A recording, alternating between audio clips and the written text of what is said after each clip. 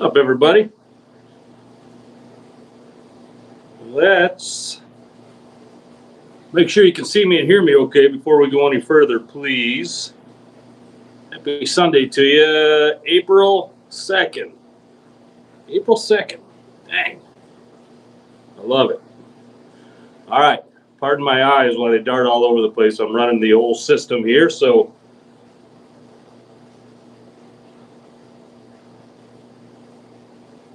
just want to make sure everybody can see me and hear me okay once I know that. All right. There we go. Slicky Moe, Al Schroeder, Lloyd Duncan, Phil Sitar, Scott Cleland, TD Schloud. Thank you very much, guys and gals.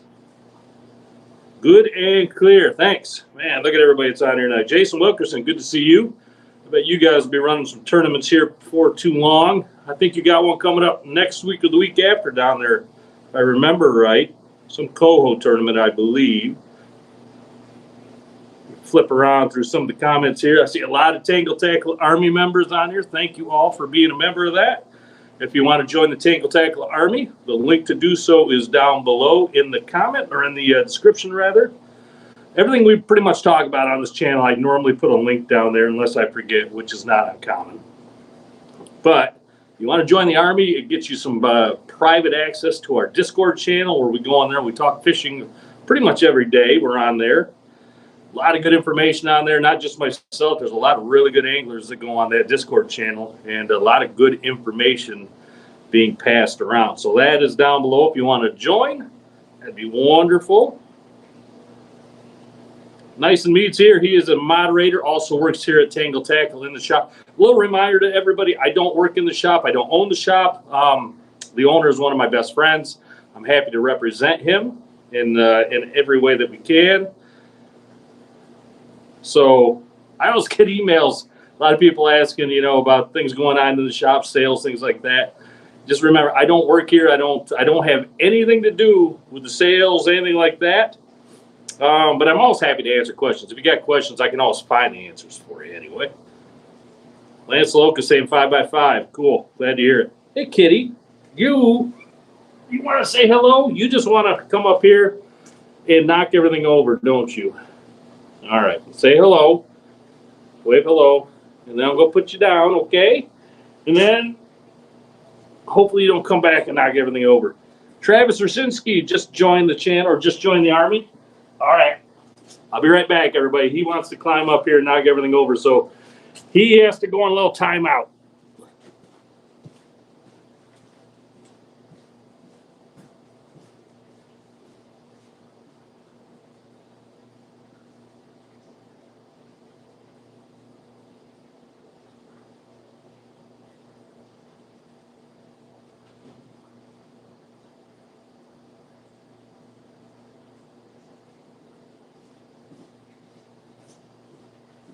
All right.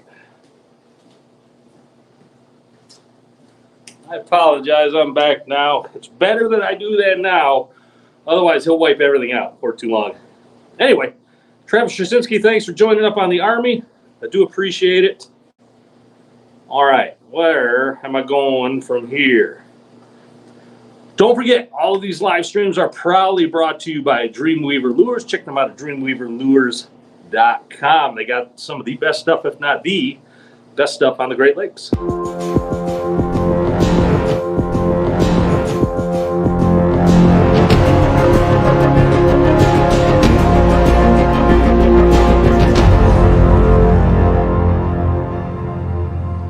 right. So always happy to talk about Dreamweaver Lures, things like that. Again, I never want to sound like a commercial up here, an infomercial. I just don't want to stand there up and say Dreamweaver. There's a lot of great stuff out there. And I get a lot of feedback on this channel, people saying that they like the diversity on here. We just don't come down or on here and try to cram one thing down your throats. Heck, I have Scott on here from Dreamweaver. I haven't seen him on here yet tonight. But he works at Dreamweaver, and he'll come right on here, and he'll tell you exactly what he's running. And a lot of times it's not Dreamweaver. He doesn't run Dreamweaver boards. He likes other boards. So we're always honest on this channel. We always try to be transparent. So it benefits everybody. All right. Alan Kluge also just joined up on the Army. Thanks, Alan. Thanks. I'm glad to have you along. Chris Olson's on here. Ryan Purchase is on here. Good to see you, man. All right. So we got a few things to talk about tonight, and then we will get into tonight's topic. Tonight's topic is spring fishing. We'll talk about really from the get-go, from the first time you get your boat out, what you might be chasing around and where, until the water starts warming up into late spring, early summer. So we'll talk about all those things. I'll talk about some of the tactics that I like to use. I'll show you some of the lures, baits that I like to use. We'll talk about speed. We'll talk about a lot of different things. But we also got a couple housekeeping things to go over, so we'll do that real quick. Let me grab a drink.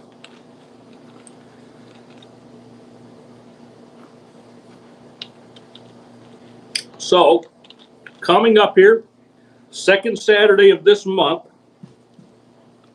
we're doing this every month now. The second Saturday scavenger hunt, so that's coming up here. The first one we did last month went really well. A lot of people really enjoyed it. They came here and searched around. So what that is, here in Tangle Tackle and Manistee, there's going to be 10 items hidden throughout the shop with tags on them. If you find that item in the shop, you get to keep that item. And it could be it. I mean, last time we had some fishing line on there. We had, I think, a couple spin doctors. I had a knife on there. There's some other things. So about 8 to 10 items. You find it, you take it home, you keep it. It's yours. Your name also goes into a drawing in August. We'll be doing a drawing for about a $500 big water trolling package. So come in here, spend some time, look around, find some free gear. It's one per person, one per family. So don't bring all your aunts and uncles and kids and cousins all in here and just wipe the store out. It's really one per visit per your group. So if you got a couple kids and they find a couple things, I think that's fine. But there will also be 10 tags hidden throughout the shop, 10 golden tickets. You don't win anything with those tags, but that gets you into the drawing in August. So come on in, find some stuff. We'll be doing that again, second Saturday of every month. That's going to be going on. We also got a reel giveaway to do. We will do that next week. That reel giveaway was the one that Scott Argensinger and I did on the line counter drag upgrade. So that's a really nice Convector 45D, Akuma, of course. We will give that away next week to somebody on the Tangle Tackle Army or Patreon. If you support us on Patreon or Tangle Tackle Army, you're into that drawing automatically. So if you want to get in on that, jump into the Tangle Tackle Army or on Patreon, and your name will be into that drawing. So pretty good odds there. And it's a nice reel, too. It's a really nice reel. What else? Oh, the shirt. I'm wearing it. This is the last day for the sale on this shirt. If you haven't seen this thing yet, actually there is a link down in the description of this video. Actually, it's probably right there in the video as well. It'll say shop or something like that. This sweatshirt has become my favorite sweatshirt. I love this thing. So if you haven't seen this yet, it's 20% off right now. Link down below. Just go down there and click on that. It'll take you to it. It's the Dreamweaver limited edition sweatshirt. These colors run deep. You can see that the flag right there, you'll see some things that we use pretty much almost every day on the Great Lakes when we're out fishing. You also got Team Dreamweaver on the sleeve, and you got a little Team Dreamweaver on the back. So this thing is on sale, like I said, right now, 20% off. Today is the last day. And after that, this thing's going to go off the shelves for a while. When I'll bring it back, or if I'll bring it back, I don't know. But this thing, I love this thing. It is comfortable, it is warm, it's soft, and I highly recommend it to anybody. All right. What else? There's one other thing. Oh, the fly contest. We're going to, by request, Leroy reached out to me on last week's video. He said there's a few other people that still wanted to submit their flies for the fly contest. So we've extended it until next Sunday. So if you don't know what I'm talking about there, Purple Taco Fly Supply is having a contest where you're sending your flies into the shop here. The address, the shop website is down below. The address is on there. You send your flies to the shop, one, maybe two, just one is better. Send that fly in here. We'll take a look at it. If your fly is chosen, your fly and its recipe will go on the PurpleTacoFlySupply.com website, and people out there will be tying it up and catching fish on it. You get to name it. Your name goes on there. It's a pretty cool deal. And the 5 people that are chosen, the 5 flies, you're going to get a $50 gift certificate to Purple Taco Fly Supply. So that is pretty cool. All right. Let's talk about the fishing report, and then we'll go from there. You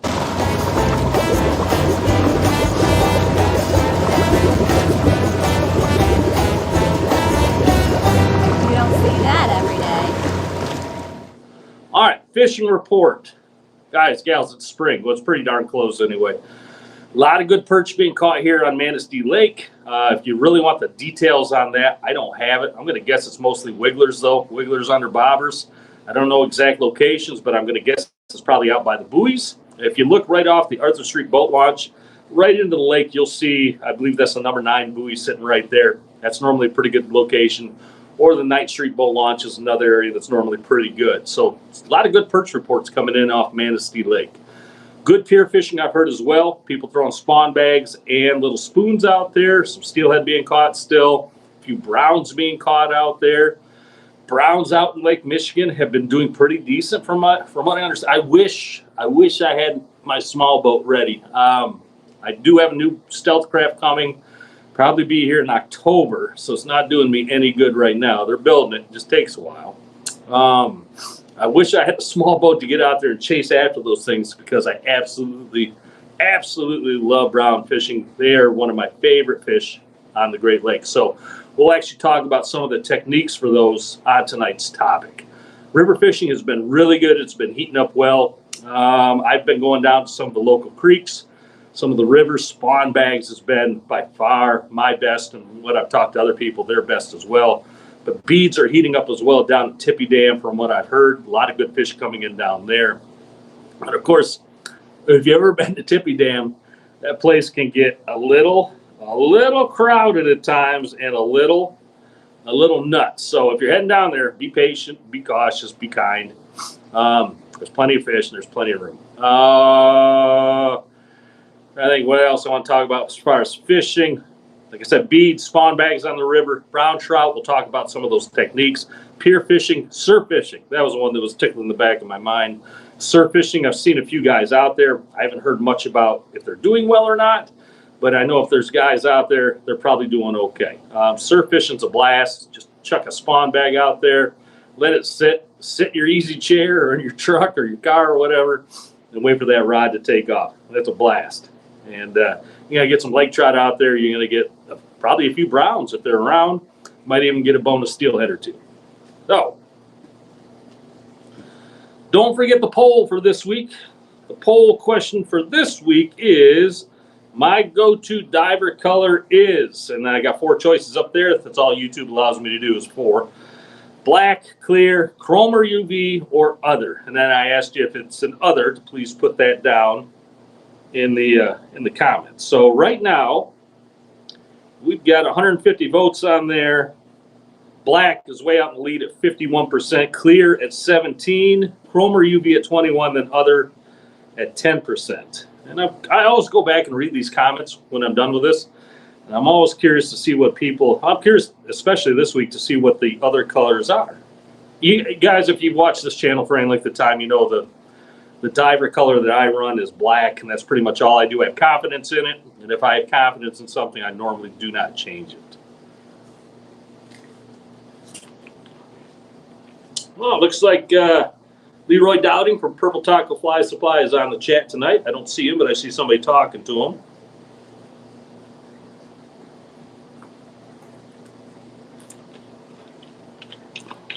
There he is. Yeah, I see you, Leroy. Good to see you, man.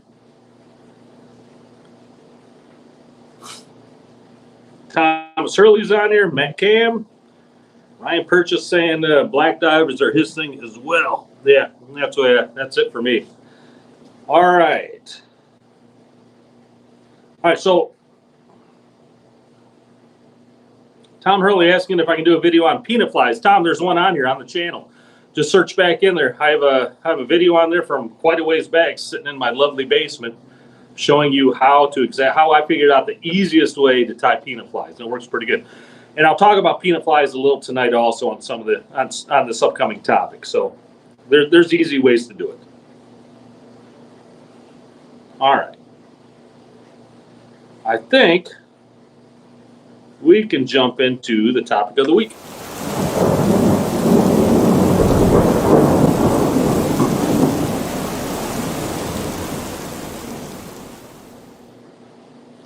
All right, topic of the week, spring fishing. Please, if you got questions, while I'm up here running my mouth, I'm not going to be able to look down at the chat and answer questions in real time. So if you have questions, wait to the end. Or what we've been doing is once we cut off the video aspect of the live stream, I will actually stick around and we can still chat in the chat section.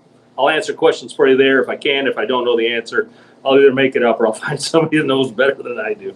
Anyway, let's talk about the topic of the week, spring fishing. So we are right on the precipice of spring. I mean, it's right around the corner if it's not at your location already. Spring fishing, what I'm going to be talking about is on the Great Lakes. I'm not going to be talking about, of course, bass fishing or walleye fishing or anything like that. I'll be talking about my location, which is Manistee, Michigan, right here on Lake Michigan. So some of these things, if you're not in that area, they may not pertain to you, but some of these techniques, if you can grab something out of there that might help you out, that's great.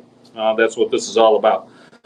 So spring fishing is actually pretty, I don't want to say easy because easy isn't right, because you don't always go out and catch a ton of fish, but it's not a difficult thing to attempt. Let me put it that way. That probably makes a little more sense. If you can get a boat out there and just troll around, you're halfway to home. There's little techniques and little things that will help you out, and I'll talk about those tonight. And really, though, this is not a hard topic. Well, again, it's easy to go out there and go after it. It's not always easy to catch the fish. But anyway, spring fishing starts right here at ice out. As soon as the ice is off, as soon as you can get out into Lake Michigan, I'm seeing boats going out there, and they're typically running on the sandbars for browns. The most common way that I've seen that is running inline planer boards. You can run big boards as well, and I've done that, but inline planer boards are typically your best bet to do that. Your setup's going to be just like your walleye gear, and if you don't have walleye gear, and if you don't have, or if all you have is salmon gear, trust me, you can still go out there and chase those things. If you have 20-pound test on your downrigger reels or 25-pound test, all you got to do, and I used to do this all the time, instead of going out and buying another $200 setup or 3 or 4 $200 setups, take your downrigger setups. They're going to handle those spring fish just fine. And put about a 50-foot long piece of leader on the end of it. Just tie a double uni knot or get some micro swivels. Get some 8 to 12-pound test line. Lighter's normally a little better in the spring, but be careful. You don't want to get a spring king on there, and that thing will be gone like that.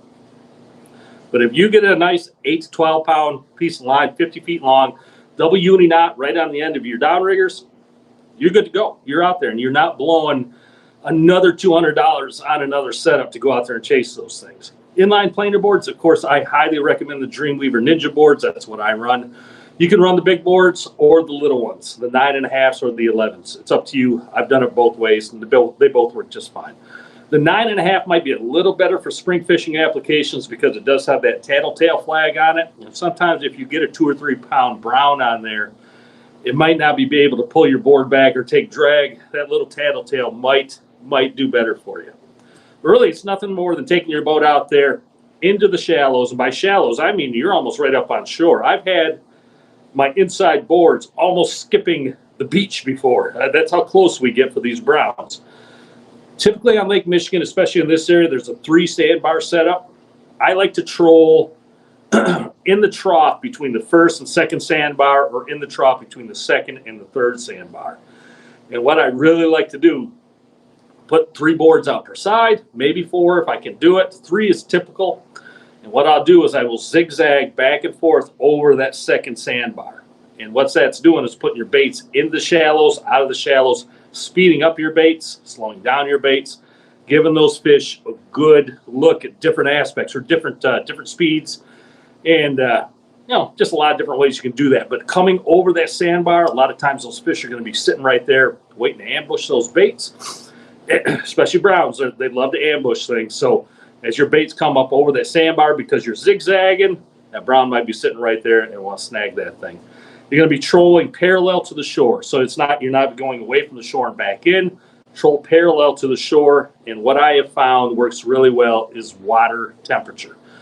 Water temps here in the springtime, they're pretty cold. They're really cold.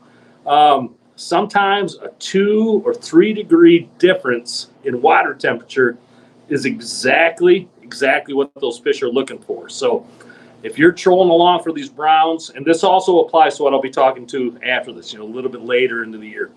But if you find a 2 to 3 degree difference, or even a 1 to 2 degree difference, that's a good area to key in on.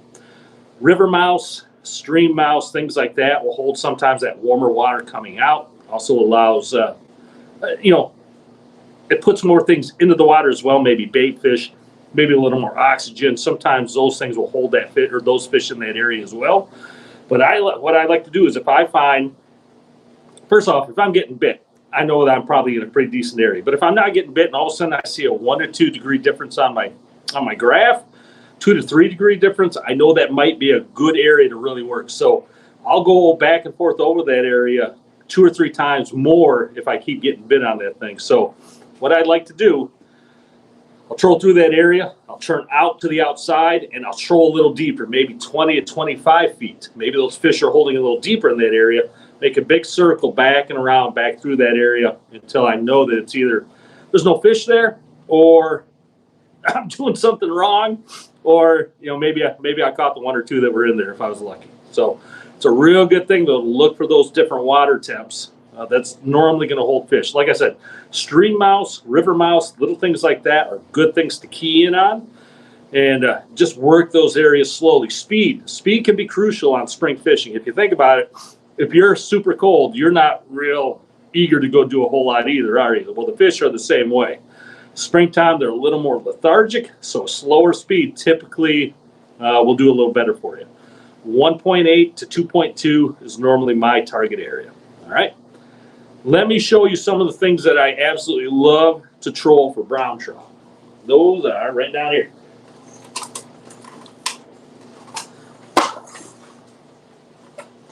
Brad's thin fins, love these things. Of course, they do not have my favorite one in stock. My favorite one is a red with a black squiggles on it. That's my favorite one. But that one right there, that orange with the whites or the yellow squiggles, a chartreuse green with the black dots, and then, of course, just your classic, your chrome with a blue back, and your gold with a red back. Those right there, those 4 will do you really well, especially that red one with black squiggles. That thing will do you real well also. Stick baits are also another one of my go-tos for browns. I don't run a lot of husky jerks. I'd like to run the floating stick baits like Rapala floaters, thunder sticks, things like that. Husky jerks suspend, and sometimes those things will get too deep on you. It's not always bad to have maybe a bait that's clipping in the bottom every now and then, kicking up a little sand, maybe getting a little attention to it. But you don't want a bait that's down there just grinding into the sand continuously. But 2 of my favorite colors on stick baits, and these are sinkers. These are Rapala sinkers. Don't run these. Run the floaters. They didn't have any floaters here in the shop, so I just grabbed these to show you the colors. The classic gold black back and the silver with the black back. Those 2, year after year, produce year after year. You can't beat those 2 colors. So that's brown fishing in a nutshell. Really, it's just get out there and go after it. You'll learn little things as you're doing it, but that right there will definitely get you in the ballpark for browns.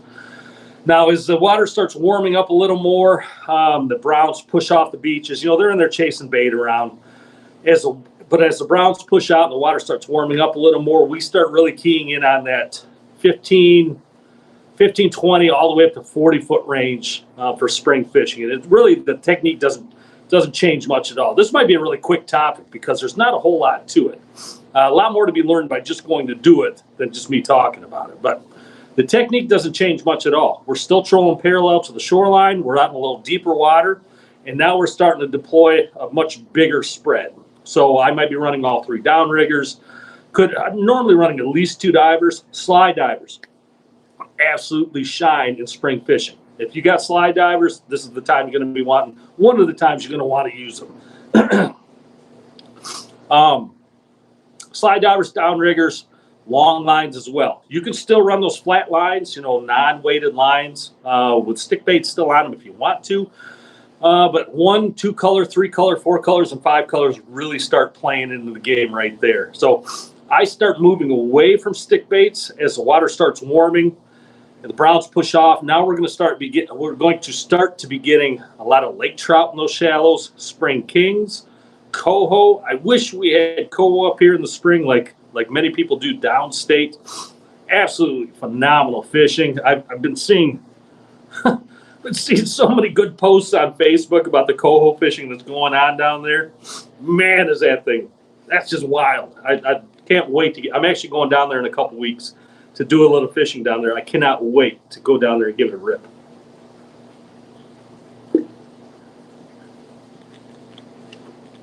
But We are now starting to, like I said, deploy a much larger spread as that water warms up. Though, I'll tell you a quick story. My buddy Jim, who I think actually I saw his name on here tonight. Jim, if you're on here, man, it's good to see you. Jim's one of my best friends, one of my favorite guys to go fishing with. He runs a 26-foot striper. It's a great boat. We've won tournaments with that things, and we just had a great time. Anyway, we're doing, if you're on here, Jim, you know the story I'm going to tell you. But we're doing the Tight Lines for Troops tournament here one year. And if you don't know what that is, it's a veteran organization. The veterans come, they sign up for it, then they get placed on the boats, and we take all these guys. There's like 50, 60 boats involved, maybe more, several hundred veterans. Take them all out for a day of fishing. It's a fun, friendly competition. It's big fish, I think, only. But that's normally in May, or middle of May or so.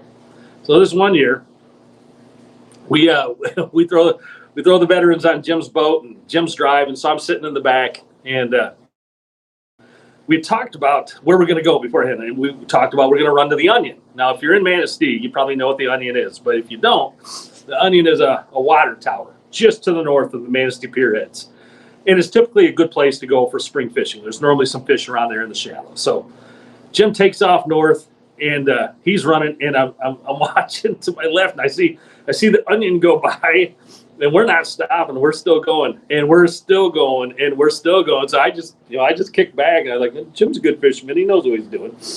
And we're still going, and finally we get up to Onekama, which is a pretty good run, past Onekama, and finally the boat slows down, and I start setting gear up, and he comes back helping us. I thought we were going to the Onion. He goes, I thought Onekama had an Onion too. So we ran all the way to Onekama, and we were the only boat up there, which was great. And we destroyed them. We had fish on like that, and we had fish on all day long. So we joke about that. We run into the Onion, and we end up in Onekama. Still joke about that to this day. Anyway, where was I? Okay. Spring fishing, a little bit deeper water, a little warmer water. We're starting to get up into that 40-degree water range. Really, the spring fishing I consider to start ending when the water gets above 50. So when we start getting up in that low 40s to 50-degree range, again, we're going to start moving out a little deeper water, 25, 30, 40 feet of water. We're still running parallel to the shores. We're running a bigger spread now. But now I'm changing mostly everything over to spoons. I hardly ever run a flash or fly. I don't think I've ever run a meat rig in spring fishing. The only flash or fly I'll probably run is on my center downrigger, and that's normally a big paddle again with a fly on it. And I'm not always expecting to catch something on that, but I know that it's attracting fish and probably bring fish into my spread. So spoons rule the day. Spoons rule the day when the water gets to that 40 to 50 degree range. Greens and blues especially. I'll show you some of my favorites right here. Downsizing is a good thing in the spring. Super Slims, Dreamweaver Super Slims rule the day in the springtime. That puppy right there, that blue dolphin, that is a fantastic spring bait. Blues are, like I said, blues in the springtime can be all you need. But that blue dolphin has been around forever and a day, and it still catches fish every year. Probably my second favorite one is that Buffalo Bill right there. Try and get the glare off. Buffalo Bill. It's got an orange back. You can see it through the package. Orange is great in the springtime as well. If you got coho around, you're probably going to be picking something up on the orange spoon or some kind of orange presentation. That Buffalo Bill, we've had a lot of luck with that thing over the years in the springtime. Sportsman Special. It's another good one for springtime. Again, you're kind of catching the trend here. A little green, a little blue, things like that. Some of these Sportsman Specials have an orange back as well. This one does not, but I've seen them with orange backs. That one can be fantastic.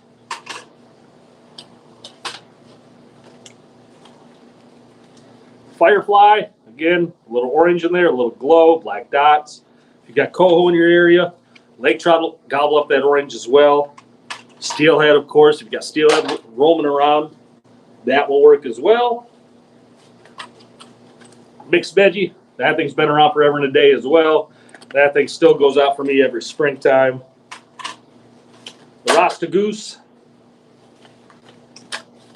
Starburst in the gold back. Gold in the springtime can be fantastic. If you're running gear and you got a couple gold spoons out there and they start getting ripped, don't be afraid to put a few more gold out there. Cold and gold seem to go together.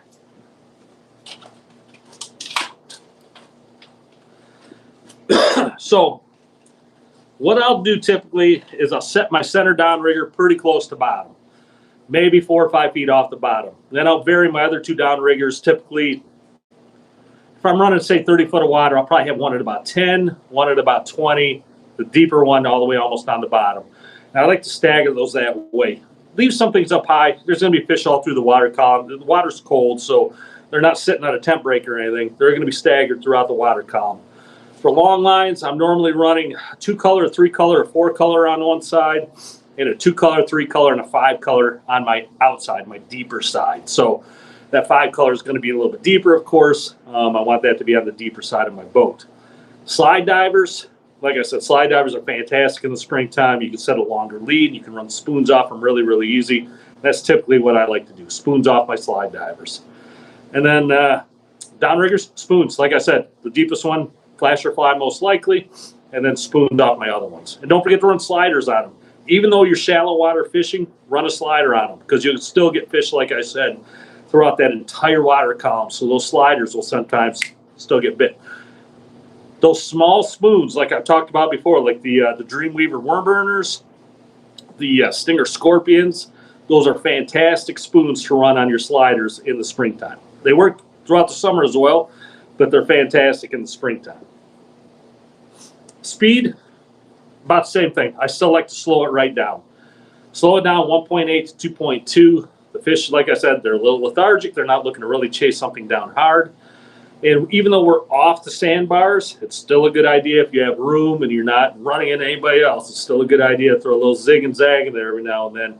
Vary up your speed, vary up your presentations. Makes it just a little bit better. All right. Trying to think what there was something else I wanted to talk about on there, but really that covers it for that section anyway. I mean, we're still going to be looking for those water temp changes. Those things can be key, especially in the springtime, even though the water is warming up. A couple degrees here, there, and a couple degrees there. Those things can really make the difference. But a lot of times in the springtime, we're just putting it on a north or a south troll as we're fishing that little deeper water, and we're just going. And a lot of days we're picking up fish on that entire troll. It's not like brown trout where if you find a couple degrees difference, you might want to spin around and really work on that pod. As the water's warmed up a little bit and the fish have pushed off to a little deeper water, a lot of times you're going to be able to hit them on a nice long troll. And like some years are completely different. Like last year, we normally, somebody said greasy chicken wing, nice and meaty. Yeah, that's a great one in the spring. Typically we have lake trout with spring kings and we have some steelhead in the shallows. That's what we're chasing around. Last year, the water temps were a little warmer than normal, and we started fishing the year out in like 80 foot of water. We barely fished that 40, 30 foot water at all. And that was really unusual, but it was one of those years. One other thing I will recommend, I find where I put them right there. I want to talk a little bit about peanut flies. If you're not going to say, I guess how do I want to say this? Is a great alternative to spoons. Like if you want to run spoons on everything, but still want to have a couple flasher flies out. Dodgers, fantastic. The red Dodgers, the orange Dodgers with a peanut fly work great, especially down south where there's a bunch of coho. If you got coho around, you're going to be wanting to run a few small Dodgers with a few peanut flies. Excuse me.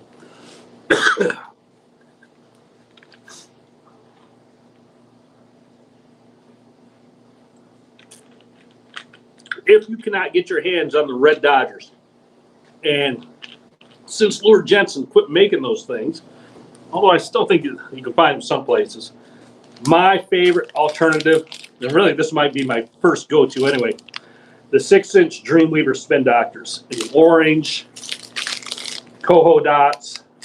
There's a bunch of these colors, but if you just stick to the orange, the coho dots, fantastic. If you don't have peanut flies, you can tie them up yourself, or you can buy them online. Wherever you want to find them, you can do that.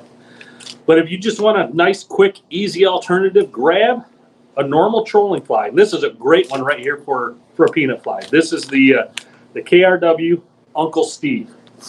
It has an orange bullet head. It's got glow, and it's got some really good green to it. That is a killer coho fly right there. Just take that thing out, take the fly off the leader, trim the fly down to about 2.25 inches, put 2 more beads back on, and run it just like that. You got yourself a makeshift peanut fly, and they work just fine. You don't have to go out and buy all new peanut flies. You can get some of these Uncle Steve's, throw those on behind some of these, and you're going to catch coho. Guaranteed, not guaranteed. All right, let me set these down. But that is a fantastic alternative to a metal dodger. Those 6-inch spinnies. All right.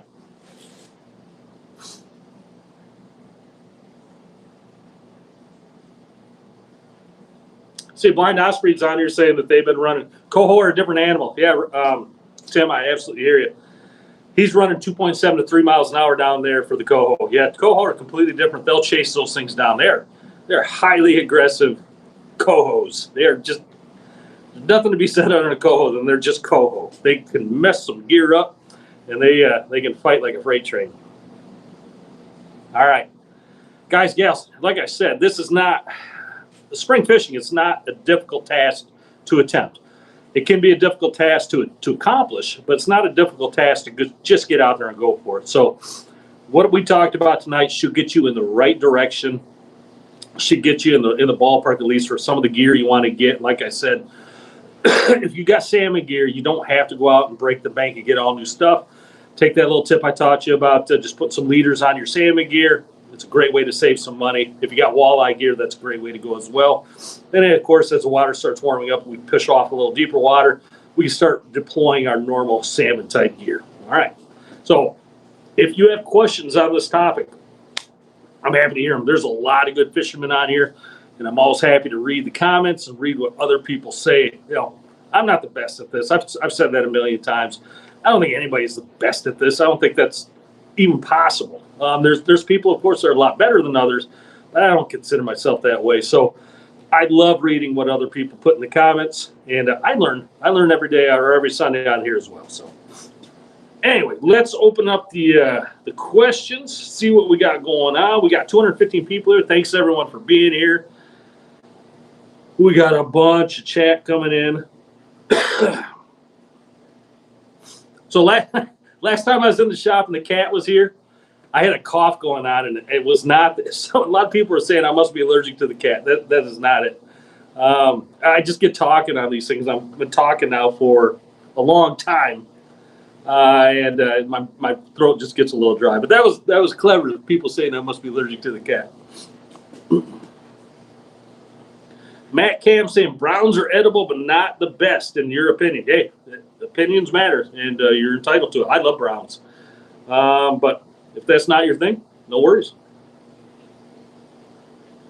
Ray Carter saying black and gold peanut flies that he makes, they're running 2.6 to 2.8. Yeah, that's a good speed for those coho down there.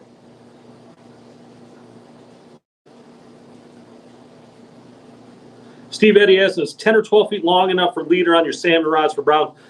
Steve, that's probably fine. I used to put 50 feet on. That was my thing. I just felt that gave it a little bit better action, a little bit better whip, a little bit lighter line. But give it a rip. That might be fine. Chris Olson saying off planer boards, you just run long lines with spoons, etc. For browns, yes, definitely. Oh, absolutely. And then as you're moving out in that deeper water, yep, same thing with spoons. If you still want to run some stick baits, yeah, absolutely. Yep. Jason C saying we need some stream and drag soon. Jason C, I could not agree with you more. Ryan Purchase, yeah, you got a trip booked with me on July 17th. Looking forward to that as well, buddy.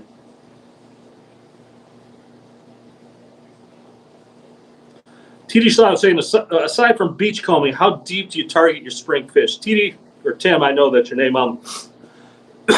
Every year's a little different. You know, when you're really running the shallows for browns, of course, you're specifically targeting that fish because that's where they love to lurk.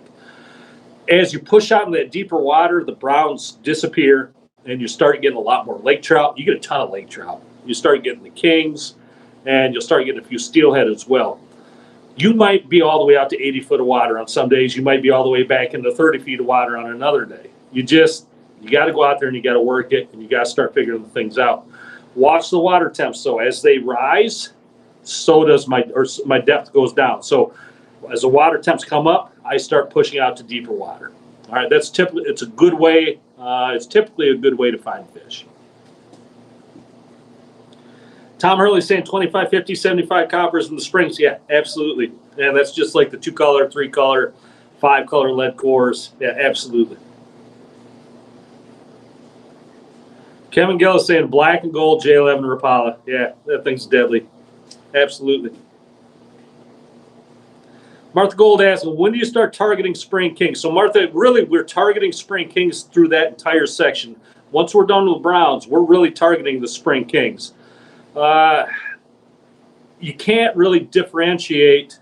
Like, you can't go out there and just say, okay, today I'm going to look for kings only, and put your baits out and that's all you catch. It's just not going to happen. There's too many lake trout out there. There's not too many. It's great to have them out there, but you're going to have lake trout. You're going to have kings. You're going to have steelhead as well. So it's not that you can just go out there and say, okay, today's kings and kings only. It's just not going to work.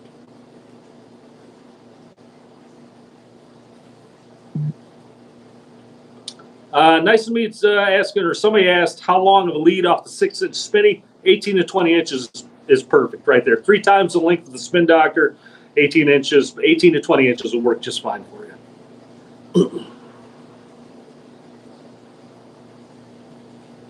Roger Wilson, welcome to the Army, man. Thanks for joining up, buddy. Matt Cam asking, do you often find stained water on the shoreline in the spring? Some days you do, Matt, but a lot of days it's crystal clear. Absolutely. Now, if you're targeting, of course, river mouse, stream mouse, things like that, you're going to get stained water. And if you do have stained water, that's when that gold can also really produce for you.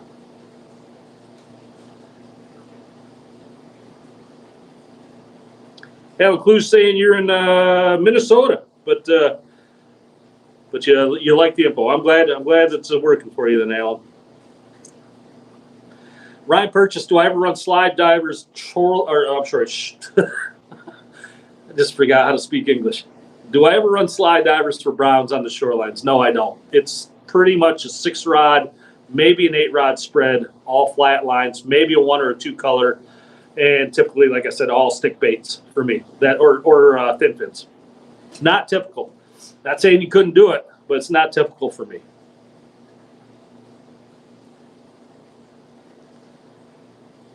Hey, don't forget, everybody, if you join the Tangle Tackle Army and you want to get on the Discord, I have to send you an invite.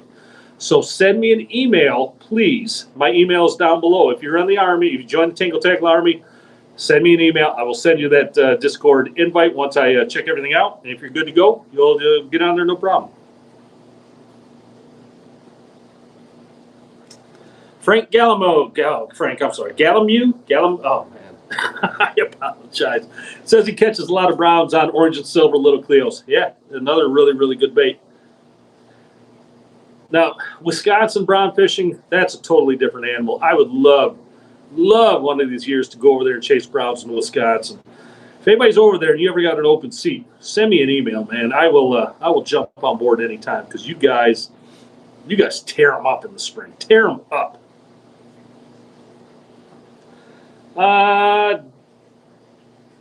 Dan something 85. Sorry, dude.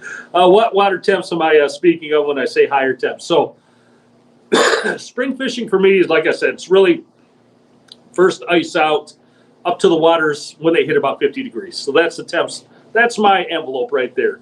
Ice out to about 50 degrees. And then I'm starting to work out a lot deeper for the kings that should be showing up.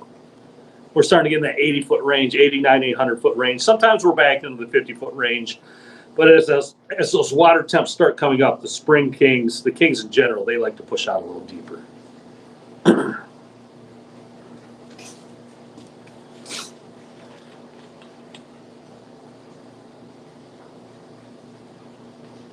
Landon Freeman, what pound leader line do I run? Oh, let me get back to that. What pound leader line do I run for coho on my inline weights? 12's good, 15's good. 12 is a real good weight though for coho. You're gonna get some break offs, coho or coho. They're gonna break you off from time to time, but 12's good.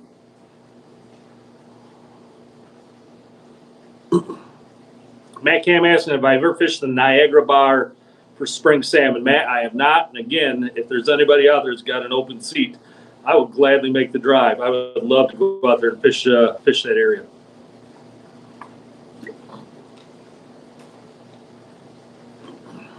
You're welcome, Dan. No problem. Dan Machada. I hope I'm saying that right, buddy. I'm sure I'm not, but I hope I am. Carver Hanson, thanks for the invite. Yeah, appreciate it. All right, we can start winding this thing down. Like I said, I will stick around in the comments section. Let's check on the poll real quick, see how that's going. We got about 200 votes on that. Go-to diver color, black, way out in the lead, not surprising, 50%. Next closest one is chrome or UV at 22%. Clear at 19%, and then other at 9%. And I'm looking forward to going back in and reading what some of the other colors that people use. So I'm going to close that poll now.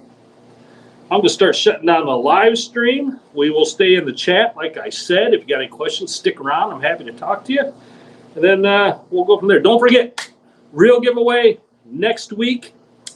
You got to be a member of the Tangle Tackle Army or Patreon to be eligible for that. And we will do the fly selection next week as well. We will pick the 5 winners, and then I'm going to take that whole lot of flies, and I'm going to pick a winner. Somebody's going to get that whole lot of flies, so that'd be a cool thing. And, yeah, we'll go from there, everybody. Thanks, everybody, for being here. I do appreciate it. We do this every Sunday night at 7 p.m. We've been doing this for like 3 or 4 years now, and I enjoy it. I still enjoy this every Sunday night, so look forward to it. Don't forget, second Saturday scavenger hunt coming up soon as well. Get in Tangle Tackle, find your stuff. It's free. Take it home. Enjoy it. And, yeah, let's get out of here. Thanks, everybody, for being here.